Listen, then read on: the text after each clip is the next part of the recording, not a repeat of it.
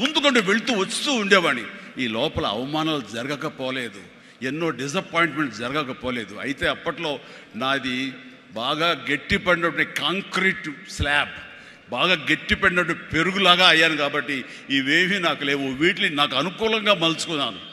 ఒక గ్రద్ద పైకి ఎగురుతున్నప్పుడు తన స్వశక్తితోటి పైకి ఎదగదు. కొంతవరకు ఎగిరిన తర్వాత అక్కడ ఉండేటటువంటి గాలి పవనాలని అదును చూసుకుని వాటిలోకి ఎంటర్ అయ్యి ఆ యొక్క కరెంట్స్ తోటి అది ఇంకొంచెం హైట్కి వెళ్తుంది. అందుకని నాకున్న పరిస్థితులు నాకు అనుకూలంగా మార్చుకుని నేను పైకి వెళ్తూనే వచ్చాను తప్ప ఎప్పుడు కిందకి పడలేదు. ఈ రోజుకి పడలేదు. సినిమా ఇండస్ట్రీకి అంత ఇదిగా ఉన్నానంటే నాకు నేనుగా ఏర్పరచుకున్నటువంటి, నాకు నేనుగా చూసిన ఫిలాసఫీ తోటి ఆ యొక్క దీంతో ముందుకు వెళ్తూనే వచ్చాను. అంటే చాలాసార్లు చెప్పాలంటే ఎన్నో డిసప్పాయింటింగ్ జరిగింది నాకు. అంటే ఒక సినిమాలో నన్ను బుక్ చేసి మహానటుడు రామారావు గారితో అప్పట్లో ఒక సినిమా చేశాను, ఎదురులేని తిరుగులేని మనిషి అని. దేవి ప్రసాద్ గారు ప్రొడ్యూసర్. అందులో నేను, ఫటాఫట్ జయలక్ష్మి, ఆయన, రతి అగ్నిహోత్రి చేశారు రామారావు గారితో. ఆ సినిమాలు చాలా బాగా చేశాను. రామారావు గారి పక్కన మరొక హీరోగా నాకు అవకాశం వచ్చింది. అంతా ఎర్లీ స్టేజ్లోనే అనుకుంటాను. నాకు ఆ సినిమా ఫెయిల్ అయింది. ఆ తర్వాత మళ్ళీ అదే రామారావు గారితో మళ్ళీ సినిమా చేసే అవకాశం వచ్చింది ఒక దిగ్దర్శకులతోటి. అయితే నాకు డేట్లు ఇచ్చారు, నా మెజర్మెంట్స్ తీసుకున్నారు, నేను వెయిట్ చేస్తాను. కానీ నా పేరు లేకుండా మరొకరి పేరుతోటి ఆ అనౌన్స్మెంట్ అయ్యేసరికి ఎక్కడ డిసప్పాయింట్మెంట్ వచ్చింది. ఏంటిది అని ఆ రోజున ప్రొడ్యూసర్ని పిలిచి, ఇదేంటంటే షెడ్యూల్ స్టార్ట్ అయిపోతుందంట, నాకు డేట్లు చెప్పారు, నేను ఆ డేట్లు ఎవరికి ఇవ్వకుండా నేను ఇక్కడ దాచిపెట్టాను, నేను ఎదురు చూస్తున్నాను అంటే, సారీ చిరంజీవి గారు, ఎలా చెప్పాలో తెలియక మేము టైం తీసుకున్నాము.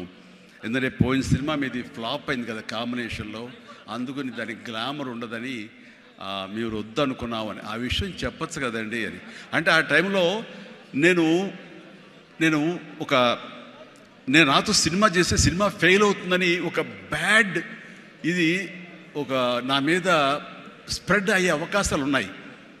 ఈరోజు సోషల్ మీడియా, ఆ రోజు ఇంత మీడియా లేదు కాబట్టి కానీ, లేదంటే ఎంత బ్యాడ్ అయ్యేదంటే నన్ను తిరిగి ఇతనితో ఎవరైనా చేస్తే సినిమా ఫెయిల్ అవుతాయి, ఇది ఒక ఐరన్ లెగ్ అనే పరిస్థితి వచ్చేసరికి ఎక్కడో మళ్ళీ జంకాను.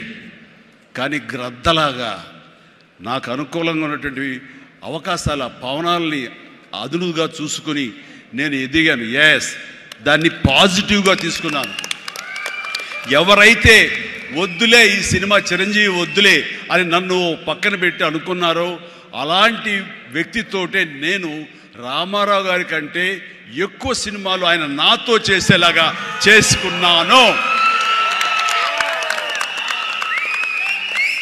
అత్యధిక సినిమాలు రామారావు గారు చేస్తే ఆ మహానుభావుడు, ఆ దర్శకుడి దగ్గర, అదే దర్శకులు వారు నన్ను భుజం పట్టి నన్ను పైకి తీసుకుని ఆయనకంటే 4 సినిమాలు ఎక్కువే చేశారు నాతోటి. అది పరిస్థితుల్ని మనకు అనుకూలంగా మలుచుకోవటం, మార్చుకోవటం, తద్వారా మనం ఇంకొంచెం పైకి వెళ్ళటం అనేది. ఆ రోజున డిసప్పాయింట్ అయిపోయి నీ కసి లేకుండా, లేదా ఆ కసిని నెగిటివిటీ పెట్టి మార్చుకుంటే కనుక అది నిన్ను తినేస్తుంది. నువ్వు ఇలాగే ఉండిపోతావు, అలాగే దిగజారిపోతావు, అలాగే కనుమరుగైపోతావు. అలా కాదు, మనం ఎదురు తిరగాలి, పరిస్థితులు మనం అనుకూలంగా మార్చుకోవాలి. అందునే గ్రద్ద ఫిలాసఫీ నాకు ఫిలాసఫీ. అండ్ ఎదిగాను, పైకి వెళ్తూ వచ్చాను. ఆయన దగ్గరే నా రికార్డులు ఉన్నాయి.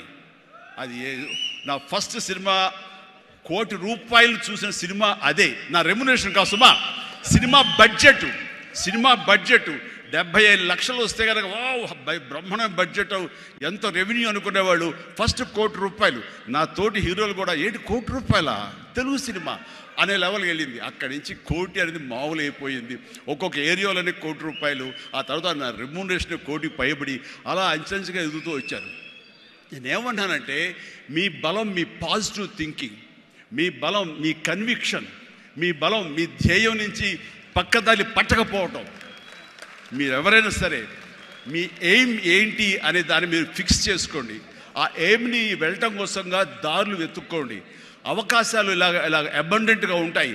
వాటిల్లో మనకు కావలసిన అవకాశాలు, మన ధ్యేయానికి లక్ష్యానికి దగ్గరగా ఉండే అవకాశాలు మనకి పాపపై కనపడుతుంటాయి. ఆ పాపపై కనపడే దాన్ని మనం గుర్తించగలగాలి, వాటిని ఎంబ్రేస్ చేసుకోగలగాలి, వాటిని మనకు అనుకూలంగా మనం మలుచుకోగలగాలి, అవి మనం బలంగా చేసుకోగలగాలి, వెళ్ళాలి. ఇనీషియల్గా వెళ్ళినప్పుడు డబ్బే సంపాదించుకోండి. డబ్బే కాదు ప్రధానం, నిలదొక్కుకోవడం ప్రధానం. మన ఎయిమ్ వైపు మనం వెళ్ళటం అన్నది అది ప్రధానం. వెళ్ళిన తర్వాత డబ్బు ఆటోమేటిక్గా వస్తుంది. అనుకున్నావా ఇంత వస్తుందని, ఆ తర్వాత డబ్బునే పెంచుతుంది. సో నేను అలాగే వెళ్తూ వచ్చాను. నిలదొక్కుకోవాలి, ఇక్కడ నెంబర్ 1 అనిపించుకోవాలి, నా స్థానం సుస్థిరం, ఇది లేకపోతే నేను బయట నయా పైసాకి పని చేయను, ప్రైమ్ టైం నా లైఫ్లో అయిపోయింది, కాబట్టి ఇక్కడ ఏమైనా సరే అని ఆ రకంగా వెళ్ళేవాడు. ఎక్కడ ఈగోకు వెళ్లకుండా, ఎక్కడ హర్ట్ అవ్వకుండా, వాళ్ళు నన్ను సినిమాలను తీసేసరే, నన్ను కాదన్నారే అనే కోపం కంటే కూడాను వాళ్ళని ప్రసన్నం చేసుకోవాలి. వాళ్ళు మళ్ళీ అతన్ని మనం బాధ పెట్టుంటామేమో కదా అని వాళ్ళ మనసుల్లో వాళ్ళు వాళ్ళు గిల్ట్ ఫీల్ అయ్యేలాగా చేసి నెక్స్ట్ ఏమైనా సినిమా చేయాలయా అని అనిపించేలాగా నా బిహేవియర్ ఉండేది. ఆ బిహేవియర్ తోటి వాళ్ళ ఆఫీస్కి వెళ్ళి కూర్చునేవాడిని. అంటే అక్కడ నాకు ఒక పౌరుషం లేదని కాదు, పరిస్థితి నాకు అనుకూలంగా మలుచుకోవటంలో నేను అది ఆ రకంగా కొంచెం తగ్గి వెళ్తాను. నేను తగ్గడం మూలంగా ఆ తర్వాత వచ్చే కరెంటు వేవ్స్ దాని మీద ఎక్కితే అదే తీసుకెళ్తాను పైకి. అది నమ్మిన వాడిని నేను.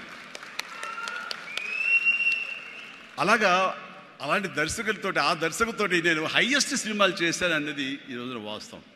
అలాగే ఇక్కడ సినిమా ఇండస్ట్రీలో నీ టాలెంట్ అనేది ఇనీషియల్ స్టేజ్లో